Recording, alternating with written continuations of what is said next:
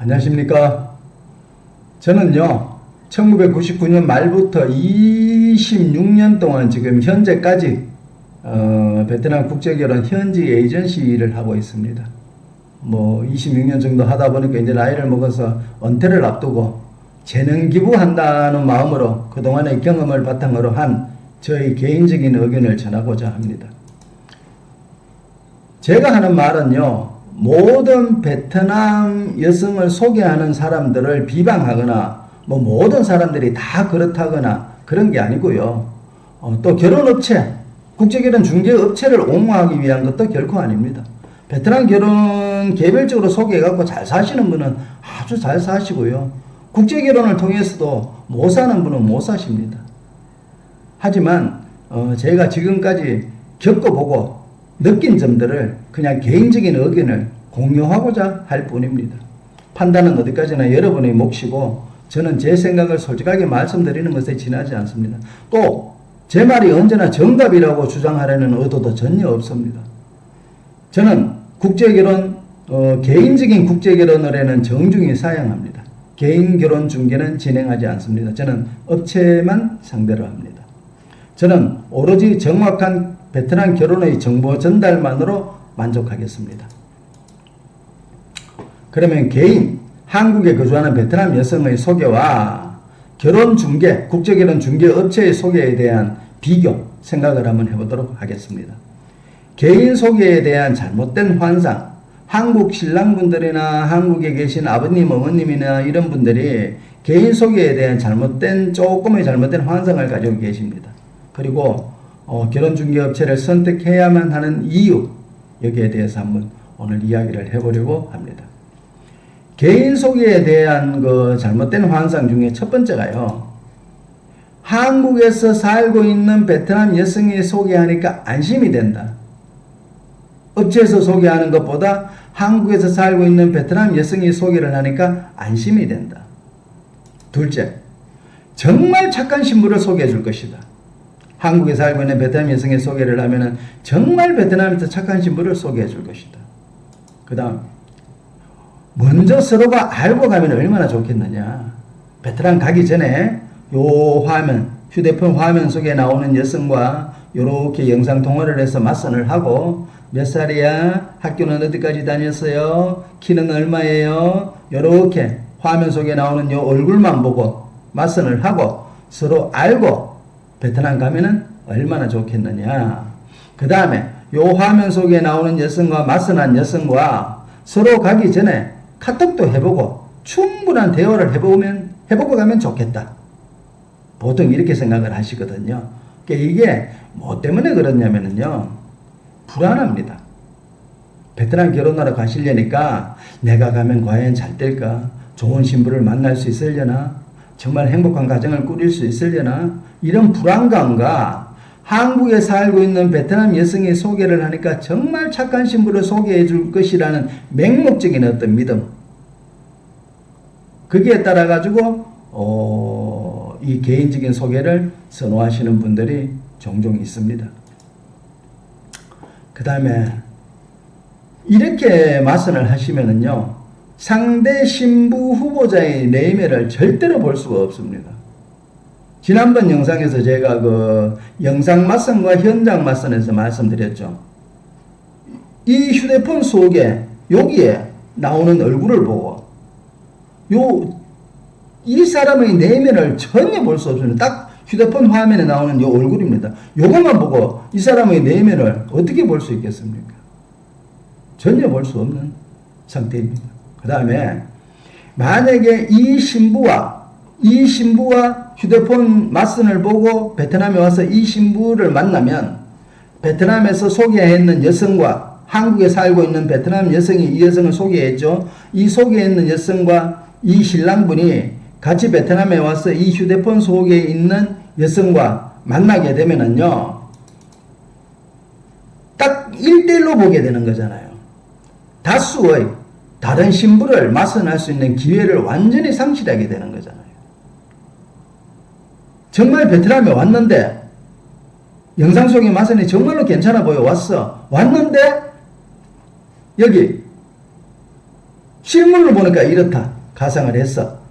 영상으로 봤을 때는 이렇게 괜찮았던 여성이 베트남에 와서 실물을 보니 실물과 너무 다른 모습이더라. 우리도 간혹 가다 보면은 그 한국에 서류만 대행을 하거나 아니면 어쩌다가 정말로 영상 그 맞선이 돼서 들어오시는 분들이 계십니다. 그러면은 신랑분들이요, 처음에 이 신부를 딱 만나고 이 신부가 맞나? 아닌데? 좀 맞는 것 같기도 하고. 그래서 이 사진에처럼 이 휴대폰과 이 사진을, 이 실물을 번갈아 보면서 아, 맞기는 맞네, 이러는 경우가 종종 있습니다. 정말 요즘 뭐 뷰티 앱이라든가 뭐 이런 거 사용하면 정말 예쁘게 나옵니다. 사진도요 예쁘게 찍히고 비디오도 예쁘게 나오는 모양입니다. 저는 뭐 사용해보지는 않았는데. 그래서 베트남 와서 실물을 보고는 야, 이게 아닌데, 하지만 이 한 사람을 보고 왔잖아요. 한국에 소개해준 여성과 베트남에 와서 이 한 사람을 보고 왔잖아요. 다른 사람을 볼 여지가 없잖아요. 이미 결정하고 왔잖아요. 99.999%는 이 여성과 결혼을 하고 나가십니다. 그래서 다수의 신부와 맞선할 수 있는 기회를 상실하게 되고요. 오로지 이 가운데 있는 소개자의 말을 들을 수밖에 없다. 그 다음에 정말로요, 금전에, 돈에 유혹되지 않고 정말로 착실하게 살고 그런 베트남 여성은요, 자기 시동생에게도 베트남에 자기 아는 지인을 소개하지 않습니다. 한국의 시어머니나 주변에서 야, 너 베트남에 아는 사람 없냐? 너 친척 중에 뭐 믿을 만한 사람 없냐? 너 시동생 좀 소개해라. 그래도 절대로 소개하지 않습니다. 책임이 두렵거든요. 여기 와서 만약에 못 살거나 무슨 문제가 있으면 자기 책임이 두렵잖아요. 그래서 소개하지 않습니다. 그 다음에 이 가운데서 소개하는 사람이 이 베트남 여성을 소개하는데 이 여성이 정말로 베트남의 친척일까? 친동생일까? 해볼 필요가 있습니다. 친척이나 친동생이 아닌 경우들이 대부분 많습니다. 다 그렇다는 건 아니고요. 저희들은 이 일을 하다 보니까 서류 대행이라든가 이런 걸 여러 가지를 하고 그런 사람들을, 여러 사람들을 만나게 되잖아요. 보면은 친척이나 친동생이 아닌 경우가 많습니다. 그리고 실질적으로 와보면 이렇게 실물과 너무 다른 모습들이 많고요. 그 다음에 이런 경우에 개인 소개 시 가장 그럼 어떻게 하면 성공할 수 있느냐? 확실한 방법. 첫 번째, 소개자는요, 가운데 소개되어 있죠. 이 소개자는요, 오로지 소개만 하고 빠져라. 너는 소개만 하고 빠져라. 서류, 전통 결혼, 통역, 어떤 것도 하지 말고 오로지 소개만 하고 빠져라. 만약에 소개비를 원한다면 일정 소개비는 지불하십시오. 일정 소개비는 지불하되 어떤 것도 관여하지 마라. 서류든 전통 결혼식에 관해서든 통역에 관해서든 어떤 것도 통역하지 마라. 관여하지 마라. 절대로 관여를 안 하는 것이 맞습니다. 두 번째, 앞에서 제가 말씀드렸죠. 소개자와 신부는 정말 어떤 사이인가? 정말로 친척 동생이 맞나? 정말로 자기 친동생이 맞나? 아니면 전혀 모르는 사람, 베트남 마담한테 소개받은 사람이냐? 아니면 고향에 뭐 옆집에 사는 사람이냐? 정말 어떤 사이인지 이거 꼭 확인해 보셔야 됩니다. 매우 중요합니다. 그 다음, 이 소개를 받았잖아요. 영상통화를 해서 결정을 했잖아요. 그럼 우리 한참 동안 카톡 주고받고 뭐 하고 하다가 그럼 우리 실질적으로 만납시다 할 때, 신랑이 베트남 올 때 소개자와 같이 오지 마십시오. 소개자와 같이 오지 마시고 신랑분만 베트남에 오십니다. 그런데 오시기 전에 미리요 통역사를 알아봐야죠. 그죠? 통역사를. 이 통역사를 구하고 통역사와 신부가 같이 공항에 나와서 신랑분을 만날 수 있도록 개인적으로 통역을 구하여 진행 및 통역하라. 한국에서 소개했는 사람이 통역하고 진행하면 안 됩니다. 뭐 100%다 그렇다는 건 아니지만은 거의 저는 이 일을 하면서 안 좋은 경우를 많이 보았기 때문에 드리는 말씀입니다. 전체가 그렇다는 건 아닙니다. 그 다음에 반드시 신랑 본인이 통역을 구해야 됩니다. 이 중간에 소개해 있는 사람이 뭐 소개해주는 통역 그런 거 말고요. 반드시 신랑 본인이 통역을 찾아서 통역을 구하시기 바랍니다. 그 다음에 본격적인 교제 시작 전에 모든 것을 명확히 하고 진행하셔야 됩니다. 보통 신랑분들 보시면은요, 소개하면 베트남 와가 만나고 뭐 어쩌고 저쩌고 여행 가고 뭐 하고 하다가 둘이 어느 정도 뭐 좋아지고 하면은 하나 둘 진행하다 보면은 돈이 조금 들어갔죠. 또 조금 들어갔죠. 또 조금 자꾸 과하게 들어가다 보면 이미 돈이 이만큼 들어가 있습니다. 그때부터는 중간도 못하고 진행도 못하고 하자는 대로 끌려다닙니다. 그러니까 본격적인 교제 시작 전에 이 통역을 통해서요, 반드시 모든 것을 명확히 해야 됩니다. 한국어 교육은 어떻게 할 것인가? 서류 진행은 어떻게 할 것인가? 전통 결혼식 비용은 어떻게 할 것인가? 이 모든 것들을 명확하게 말할 때 반드시 이 통역과 이 베트남 신부가 내가 지금 현재 녹음한다는 걸 알도록 녹음을 하십시오. 모르게 녹음하는 게 아니고요. 내가 녹음한다는 걸 알아야 이 통역도 정확하게 통역을 할 것이고 나중에 증거도 될 수가 있잖아요. 우리 이렇게 하기로 했지 않느냐. 우리 이렇게 하기로 하고 약속하고 진행하지 않았느냐. 증거도 될 수 있으니까 반드시 녹음을 하되 이 통역과 신부가 이 사람이 지금 녹음하는구나를 알 수 있도록 녹음을 하시기 바랍니다.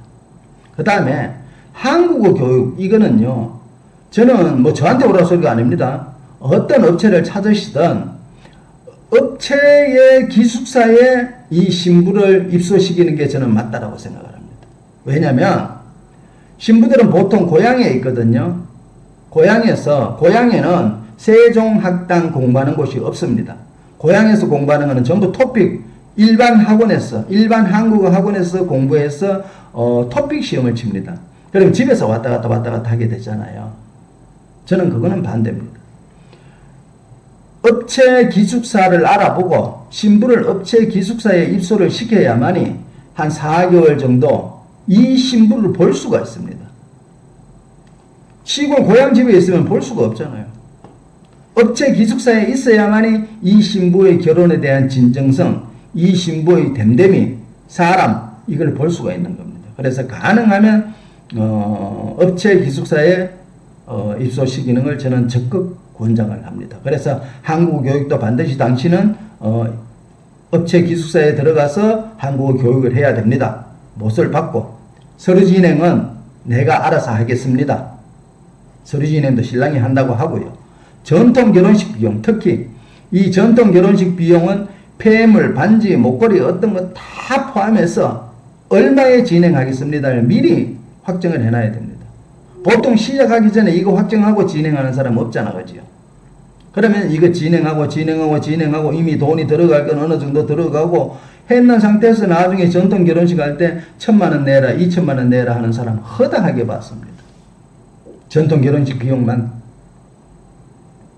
어떤 사람은요, 우리는 서류 진행해 주잖아요. 보통 개인적으로 진행하는 사람들 서류 진행해 주는 게 종종 있습니다.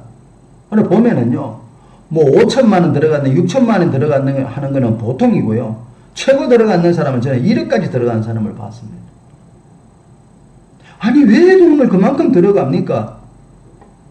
이미 이만큼 들어갔잖아요. 또 요만큼 요구하니까 요것만 하면 되겠지, 요것만 하면 되겠지, 요것만 하면 되겠지. 또 이미 이만큼 들어갔으니까 여기서 중단을 못하는 겁니다. 들어가는 돈이 아까워서. 그래서 시작하기 전에 반드시 녹음을 하면서 요거를 확실하게 마무리 짓고 진행하시는 것이 정신적으로, 금전적으로 앞으로 매우 편하다는 말씀을 드립니다. 그 다음에 모든 진행 상황을 본인이 주도하십시오. 본인이 주도하시고 본인이 하시는 것이 맞습니다. 이거는 업체 결혼이 아니기 때문에 중간에 좋은 자가 없습니다.